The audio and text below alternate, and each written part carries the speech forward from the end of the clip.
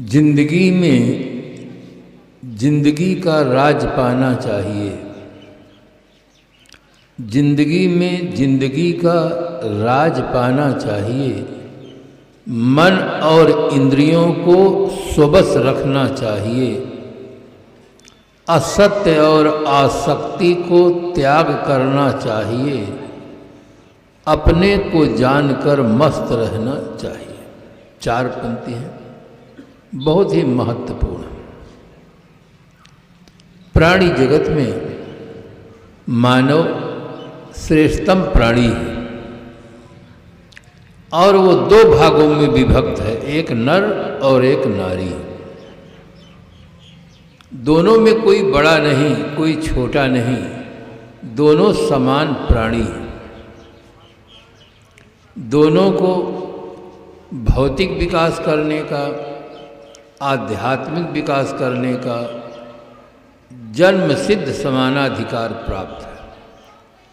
इसलिए प्रत्येक नर नारी का पावन कर्तव्य है जीवन गुजर के लिए भौतिक विकास करते हुए अपने विकास की ओर ध्यान जाना चाहिए। हम अपना विकास करें। आज आदमी चीज़ों का विकास बहुत अच्छा किया है। यदि उसी अनुपात में अपना विकास भी करता तो बहुत ज़्यादा सुखमय आदमी जीवन जीता।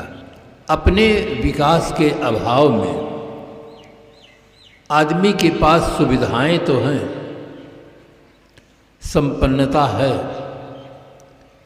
किंतु आदमी गलत आदतों से, वासनाओं से लाचार होकर जी रहा है। मानव जीवन वह जीवन है जिस जीवन को पाकर हम अपने आप का अनुसंधान कर सकते हैं, खोज कर सकते हैं कि मैं क्या हूँ। जीवन का सबसे महत्वपूर्ण प्रश्न है अपने को जानना कि मैं क्या हूँ। हर व्यक्ति को चाहिए कभी अकेले में बैठे, आंख बंद करके सोचे मैं क्या हूँ। हाथ हूँ कि पैर हूँ कि आँख हूँ कि कान हूँ कि सब मिलाकर हूँ, मैं क्या चीज़। मैं का अनुसंधान करें। एक विद्यालय में एक शिक्षक से मैंने पूछा कि आप कौन हैं, हु आर यू, आप कौन हैं। उन्होंने तुरंत कहा आई एम मास्टर। मैंने कहा मैं ये तो पूछा नहीं हूँ कि आप मास्टर हैं कि डॉक्टर हैं कि वकील हैं कि इंजीनियर हैं। मैं ये नहीं पूछा हूँ। मैं आपका पद नहीं पूछता हूँ, आपको पूछता हूँ। मास्टर तो आप पढ़ने के बाद हुए हैं, पढ़ने के पहले भी तो आप थे। वो बताइए, पहले वाली चीज़ को बताइए। तब कभी उनके सामने ऐसा कोई प्रश्न हुआ नहीं। तो उन्होंने कहा कि मैं अपना नाम बता दूं। मैंने कहा हम आपका नाम नहीं पूछते हैं, आपको पूछते हैं कि आप क्या हैं। नाम पहले है कि आप पहले हैं। कहे मैं पहले हूँ। मैंने कहा वही बताइए फिर। हम आपका नाम नहीं पूछते हैं, आपको पूछते हैं कि आप क्या चीज़ हैं। सोच में पड़ गए। फिर उन्होंने कहा कि हम जाति बता दें। हम कहा जात हम पूछते ही नहीं हैं, हम जो पूछते हैं वो बताइए।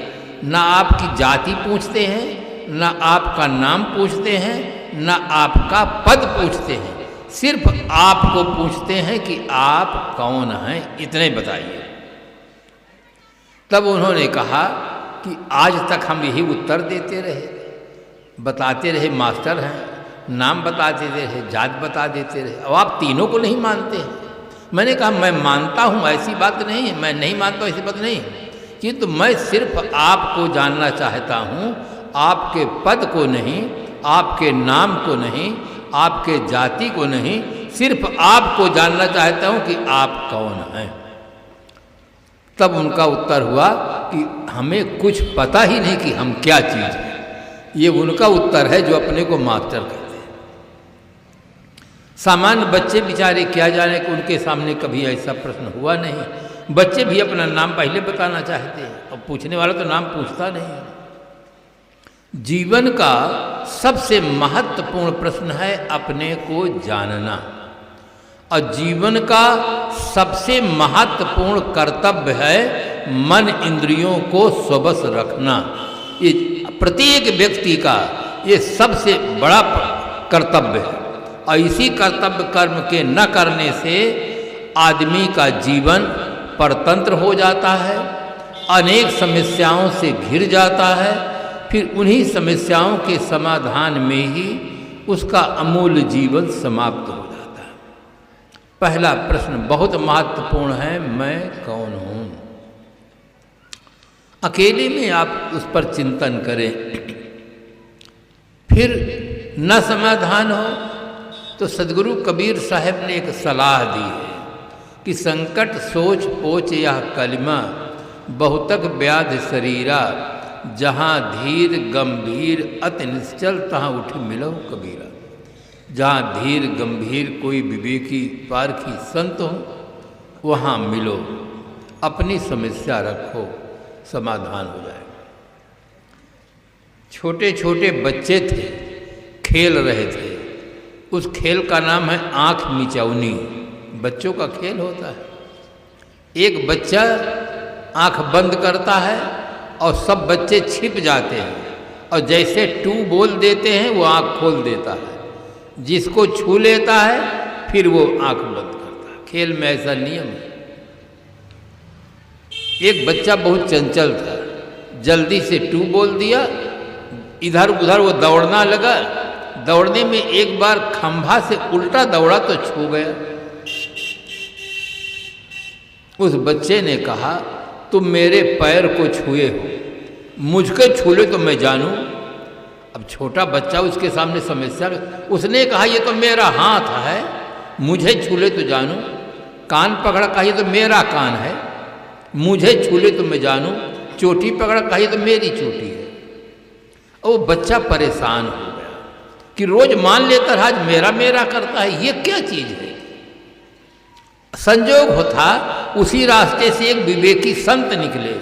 बच्चा दौड़ कर गया और चरण छुआ, कहा महाराज हम खेल खेलते थे, रोज मान लेता था, आज कहता है मेरा कान छुए हो, मेरा हाथ छुए हो, मेरा पैर, मुझे छू ले तो मैं जानूं।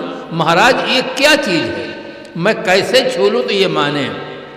महात्मा जी सोचे कि ये छोटा बच्चा है, कैसे मैं समझाऊं। युक्ति से मुक्ति, सेवा से मेवा, टहल से महल तैयार होता है। एक बम्बूल का पेड़ गिरा हुआ था। महात्मा ने कहा बेटा जाओ बम्बूल का कांटा लाओ।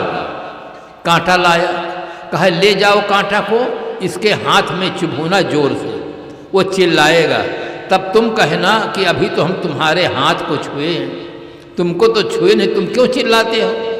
और कांटा पीठ में चुभो देना, पेट में चुभोना। जब वो चिल्लाए तब तुम यही कहना कि अभी तो हम तुम्हारी पीठ को छुए हैं, तुम्हें तो छुए नहीं, तुम क्यों चिल्लाते हो, चुप, तुम न चिल्लाओ।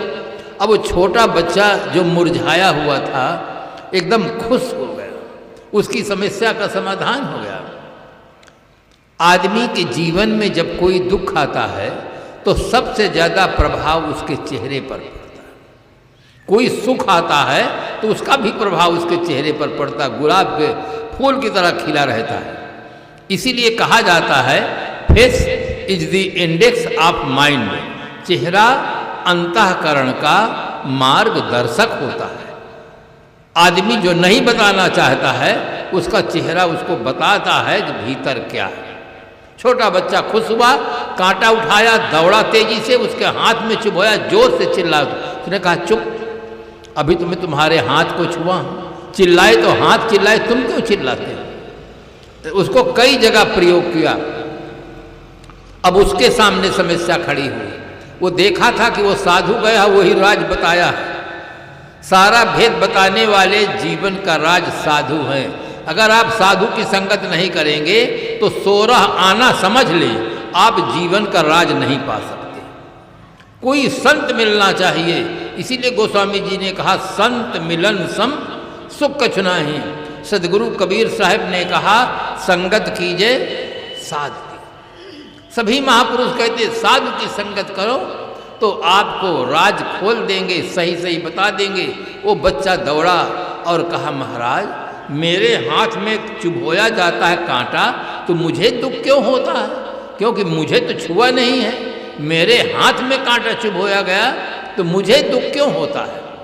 महात्मा ने सोचा ये बड़ा है, इसको समझाया जा सकता है। महात्मा ने कहा देखो बेटा, एक आदमी है वो साइकिल से जा रहा था, उसकी गाड़ी पंचर हो गई, तो अब ये बताओ कि गाड़ी को तकलीफ हुई कि व्यक्ति को? कहा व्यक्ति को। कहा व्यक्ति तो पंचर हुआ नहीं, पंचर तो गाड़ी हुई ना, तो व्यक्ति तो पंचर हुआ नहीं, तकलीफ तो व्यक्ति को, गाड़ी को होना चाहिए, व्यक्ति कैसे? कहा गाड़ी तो मेरी है, तकलीफ तो मुझे होगी, मैं जा नहीं पाऊंगा। तो कहे इसी प्रकार से हाथ तुम्हारा, इसलिए तुम्हारे हाथ में कांटा चुभाने पर तुम्हें तकलीफ होती है। तुम्हें कांटा नहीं छुआ, जैसे तुम पंचर नहीं हुए, गाड़ी पंचर हुई और गाड़ी तुम्हारी है। अगर गाड़ी तुम्हारी न हो तो पंचर हो जाए चाहे भ्रष्ट हो जाए, आपको कोई तकलीफ, हाथ तुम्हारा है इसलिए तकलीफ होती है। अगर तुम शरीर से हट जाओ तो इसमें कांटा नहीं, आग लगा के फूकेंगे तो कोई तकलीफ नहीं होगी। इसका और तुम्हारा संबंध है, संबंध से सुख दुख होता है। जब तक संबंध नहीं रहता है तब तक सुख दुख नहीं होता है। आतंकवादी रोज न मालूम कितने लोगों को ख़त्म करते हैं, हम आप कहाँ रोते हैं, कहाँ भोजन बंद करते हैं, किंतु अपना कोई व्यक्ति हो अगर उसको कोई घटना घट जाए तो फिर रोएंगे, क्योंकि भीतर से कनेक्शन लगा हुआ है कि ये मेरा है। तो इसलिए ये जो मेरा है वो अलग चीज़ है और मैं अलग चीज़ है। जब तक मैं है तब तक मेरा है, अगर मैं गया तो मेरा नाम पर यहाँ की कोई चीज नहीं है। जीवन की अंतिम सच्चाई की ओर सबका ध्यान जाना चाहिए। जीवन की अंतिम सच्चाई की ओर सबका ध्यान जाना चाहिए। न कोई मेरा, न मैं किसी का और न कुछ मेरा, इस तथ्य का बोध होना चाहिए। इसका बोध कब होता है? जब किसी व्यक्ति का शरीर छूट जाता है। उसके पहले सब उसके हैं, परिवार उसका है, धन उसका है, पद उसका है, किंतु अब जब चला गया तब कोई अपना नहीं, वो भी किसी का नहीं और कुछ भी उसका अपना नहीं। इसलिए जीवन के राज को समझना चाहिए। और मनुष्य एक बुद्धिजीवी प्राणी है, मनुष्य ही समझ सकता है, मानवेतर प्राणी नहीं समझ सकते हैं। मानवेतर प्राणी अपने आप का अनुसंधान नहीं कर सकते हैं। मानवेतर प्राणी मन स्थित को निर्मल बनाकर दिव्य जीवन जीने का सौभाग्य नहीं प्राप्त कर सकते हैं। इस संसार में केवल मनुष्य अकेला ऐसा प्राणी है, यदि वो अपनी मानसिक स्थिति को निर्मल बना ले तो निर्विकार जीवन, पवित्र जीवन जीने का सौभाग्य प्राप्त कर सकता है। इसीलिए मानसकार ने लिखा, सुनहु उमाते लोगे अभागी, हरि तजहु ही विषय अनुरागी, रमा विलास राम अनुरागी, तजत बमन जिम जन बड़ भागी। कितनी सुंदर बात उन्होंने कही है। संत सम्राट सदगुरु कबीर साहब ने तो इतना सुंदर कहा कि आज बसेरा नियरे हो रमैया राम, काल बसेरा बड़ी दूर हो रमैया राम। आज बसेरा मनुष्य शरीर में है, बहुत नजदीक है। इंग्लिश में नियर आता है, नियर कहते हैं पास को, NEAR, नियर, पास। और सदगुरु कबीर साहब कहते हैं नियरे। आज बसेरा नियरे यानी आज बसेरा बिल्कुल पास में है, मनुष्य शरीर में हो। आज सत्संग, स्वाध्याय, साधना, भक्ति, ध्यान के माध्यम से अपने मन को सुंदर बना सकते हो और पवित्र जीवन जीने का सौभाग्य प्राप्त कर सकते हो। अगर मनुष्य शरीर से चूक गए, पशु पक्षी खाने में चले गए तो बहुत दूर हो जाओगे, फिर वहाँ कल्याण संभव नहीं है। इसलिए आज का जो सुनहला चांस है, इससे हमें पूरा का पूरा लाभ उठाना चाहिए।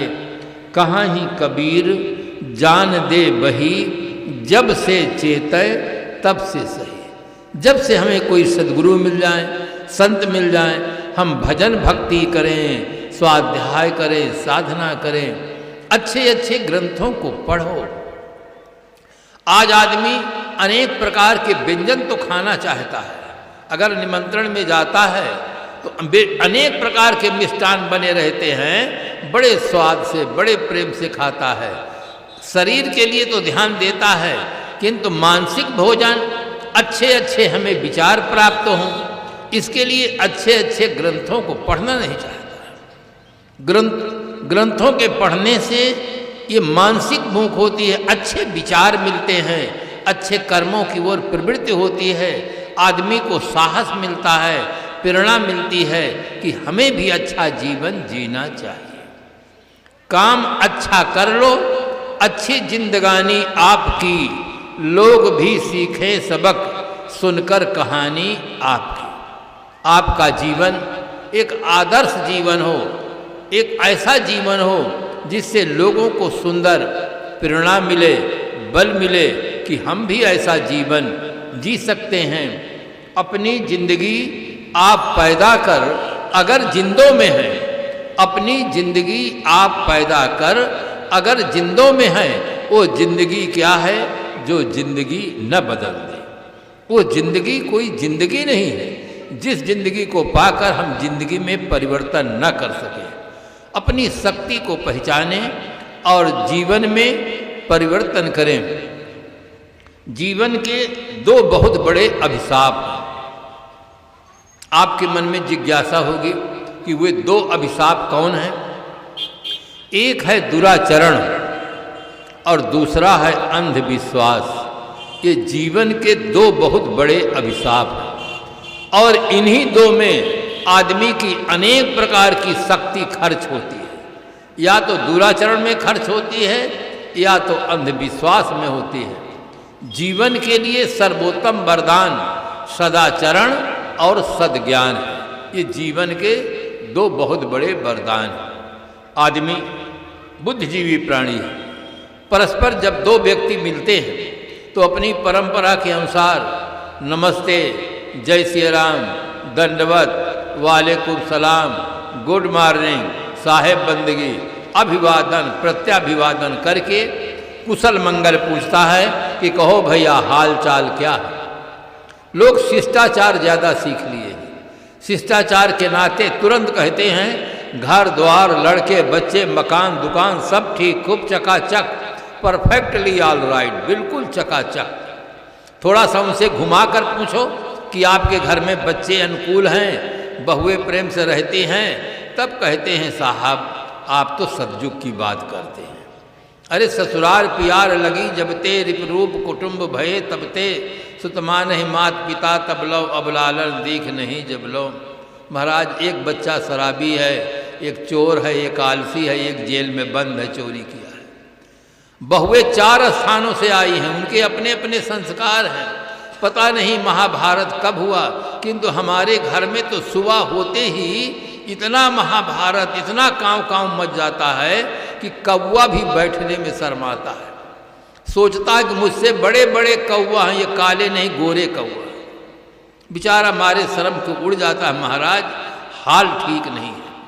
थोड़ी देर पहले जो आदमी कहता था परफेक्टली ऑल राइट, खूब चकाचक, वो आदमी अब असली बात बताता है कि हाल ठीक नहीं। बहुत ध्यान से सुनेंगे। हाल चाल पर निर्भर करता है। अगर आदमी की चाल ठीक होगी तो उसका हाल ठीक होगा, और चाल खराब होगी तो हाल खराब होगा। चाहे जिस मंत्र का जाप करें, चाहे जिसकी भक्ति करें, चाहे जिस प्रकार के कपड़ा पहने, चाहे घोर जंगल में चले जाएं, चाहे बहुत बड़े पद पर चले जाएं, चाहे बहुत ज़्यादा धन कमा लें, अगर चाल खराब होगी तो हाल खराब होगा। मूल चीज है चाल। वो चाल चल कि उम्र खुशी से कटे तेरी, वो काम कर कि याद तुझे सब किया करे। आदमी को ऐसी चाल से चलना चाहिए कि उसका जीवन खुशी खुशी कटे, और ऐसे काम करना चाहिए कि मरने के बाद भी अगर लोग नाम लें तो आदर से लिया करें। मैं इलाहाबाद में था, एक भक्त आए, साहेब बंदगी किए, मैंने आशीर्वाद दिया, कुशल मंगल पूछा। उन्होंने कहा साहेब मुझे रात्रि में सूर्य ग्रहण लगता है। मैंने कहा रात्रि में तो सूर्य ग्रहण होता ही नहीं, सूर्य ग्रहण जब होता है तब दिन में होता है, रात्रि में चंद्र ग्रहण होता है। कहे नहीं साहेब मुझे तो रात्रि में सूर्य ग्रहण लगता है। मैंने कहा क्या प्रकृति ने आपके लिए कोई स्पेशल व्यवस्था दी है क्या? कैसे लगता है रात्रि में सूर्य ग्रहण? असली बात बताओ, तुम कहना क्या चाहते हो? तब उसने कहा साहब पहली भूल तो मैंने शादी की। मनुष्य जीवन में बंधुओं विकल्प है, ध्यान से सुना, कोई सुनाया नहीं होगा। मनुष्य जीवन में विकल्प उपस्थित है। आप जब पढ़ते हैं प्रश्न पत्र आता है तो 2 प्रश्न दिए जाते हैं, उसमें आर लिखा रहता है, दोनों के नंबर बराबर होते हैं। आप उत्तर लिखने में स्वतंत्र होते, चाहे आ का उत्तर लिखें चाहे बा का उत्तर लिखें। ये केवल मनुष्य जीवन में विकल्प है। संस्कृत में विकल्प कहते हैं, हिंदी में अथवा कहते हैं, अंग्रेजी में आर कहते हैं। मानव जीवन ही वह जीवन है जिस जीवन में चुनाव करने की आपको आज़ादी है। चुनाव करने में अगर असावधानी हुई तो पूरा जीवन परतंत्र हो जाता है, समस्याओं से घिर जाता है। मेरी एक पुस्तक है, यहाँ इस समय पर नहीं है, उस पुस्तक का नाम ही है 2 में से 1, आइदर ऑफ द टू। 2 में से 1, चाहे आप चुनाव करें पसंद करें, चुनाव चाहे आप शादी करें और चाहे साधना करें, ये चुनाव है। चुनाव जैसा करेंगे वैसा ही परिणाम आएगा। उसने कहा साहब मैं पहली भूल तो शादी किया, दूसरी भूल बच्चा हुआ तो लड़की हो गई। अब मैं सोचा कि अब की लड़का होगा तो फिर लड़की हो गई। 7 बार प्रयोग किया और 7 बार लड़की ही हुई, लड़का नहीं हुआ। तो मेरे घर में 7 लड़कियों की फौज इकट्ठा है। मुझे रात भर नींद नहीं आती है कि इनका हाथ मैं कैसे पीला कर पाऊंगा। यही मुझे रात्रि में सूर्य ग्रहण का लगना है। मैंने कहा ये दुख तुम्हें परमात्मा ने दिया कि तुमने खुद बनाया है? तुमने दुख को निमंत्रण दिया है तब दुख आया है, ऐसे नहीं आया। अगर तुम पहले से ठीक से संतों की संगत करते, माँ की संतान पिता की संतान, चाहे लड़का हो या लड़की, दोनों को प्यार मिलना चाहिए। दोनों में कोई छोटा नहीं होता है, कोई बड़ा नहीं होता है।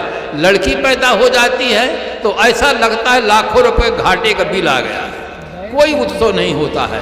और लड़का होता तो उत्सव मनाते हैं। और लड़की ज़्यादा सेवा करती है, लड़का कम करता है। लड़का तो शादी किए चला गया, अपना अमेरिका चला गया, रूस चला गया, और घर में रहा, उसका मन बदल गया तो सेवा करता ही नहीं। लड़की जहाँ रहती है, अगर माता पिता के जीवन में कोई तकलीफ आती है, लड़की सहन नहीं करती है, लड़की आती है सेवा करती है। लड़की के प्रति हमारे समाज में, जिस समाज में दहेज प्रथा है, लड़कियों का आदर नहीं मिल रहा है, लड़कियों को सम्मानित स्थान नहीं मिल रहा है। लड़की सदियों नंबर 2 में रहती है, नंबर 1 में पुरुष रहता है। लड़कियों को चाहिए शिक्षा विभाग में आगे बढ़ें, और जो व्यक्ति दहेज लेकर शादी करने को सोचे इनकार करें, साफ कहें कि हम बिना दहेज की शादी करेंगे नहीं, हम अनमैरिड रहेंगे, शादी नहीं करेंगे। केवल 5 साल ऐसे कड़ाई कर दे, ये प्रथा अपने आप टूट जाएगी। जब तक लड़कियां कड़ाई नहीं करेंगी तब तक पुरुष नहीं कड़ाई करेगा। पुरुष तो सोचता है हमें लाख 10 लाख मिलता है, हम इसको क्यों कहें। अब पुरुष नंबर 1 में रहता है, लड़कियां नंबर 2 में रहती हैं। नर और नारी दोनों समान हैं। हमारे पूर्वजों ने सबसे पहले माँ को याद किया है, मातृदेवो भव कहा है।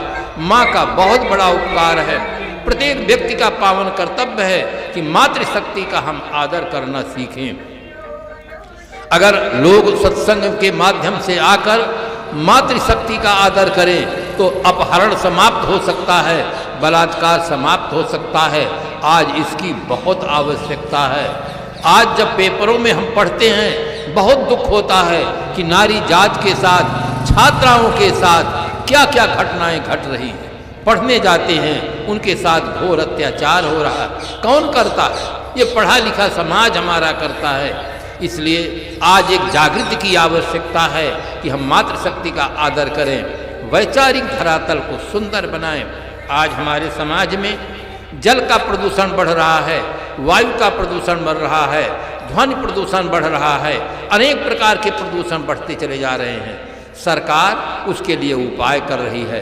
प्रयास करती है कि जल का प्रदूषण कम हो, वायु का प्रदूषण कम हो। बड़े बड़े शहरों में तमाम तरह का नियम लगाते हैं, सब उपाय करती है, किंतु संसार में सबसे बड़ा प्रदूषण है विचारों का प्रदूषण। जल और वायु के प्रदूषण से आदमी बीमार पड़ता है और विचारों के प्रदूषण से आदमी ही समाप्त हो जाता है। आज पूरी दुनिया में आदमी को केवल आदमी से भय हो गया। आदमी की शक्ति से अब डर रहा है आदमी को लूट कर घर भर रहा है आदमी ही मारता है, मर रहा है आदमी, समझ कुछ आता नहीं क्या कर रहा है आदमी से कपट लीला कर रहा है आदमी, कब भ्रमों की लहरियों से तर रहा है आदमी से आदमी की डोर युग युग से बंधी, आज लेकिन आदमी से डर रहा है आदमी। आज पूरे विश्व में भय का वातावरण बना हुआ है। आदमी को आदमी से भय है, दाढ़ी वालों को चोटी वालों से भय है, चोटी वालों को दाढ़ी वालों से भय है। क्यों ऐसा हो गया? उसकी विचारधारा खराब हो गई। सबसे बड़ा प्रदूषण है विचारों का प्रदूषण। खराब विचारों के कारण से आतंकवाद छाया है, भ्रष्टाचार छाया हुआ है, दुर्व्यसन की समस्या है, अपहरण की समस्या है। अगर आदमी की विचारधारा शुद्ध हो जाए, सारी समस्याओं का समाधान हो सकता है।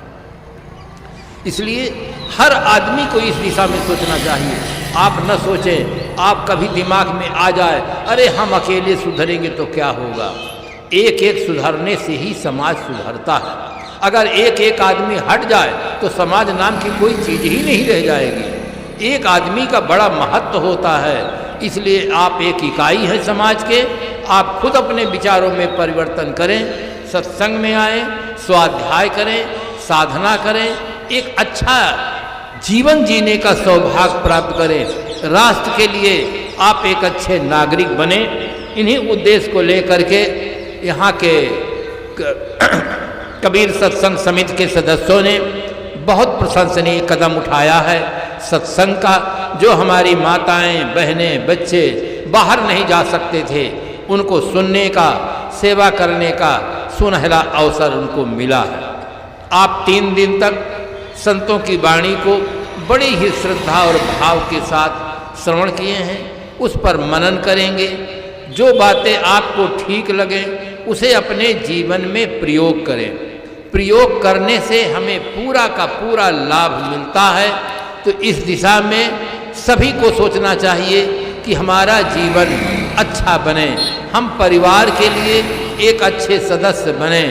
माताएं, बहनें, सासें, बहुएं सब अपने अपने कर्तव्य का पालन करें। सब एक दूसरे का आदर करना सीखें, सेवा की भावना रखें, तो हमारा समाज सुखमय होगा।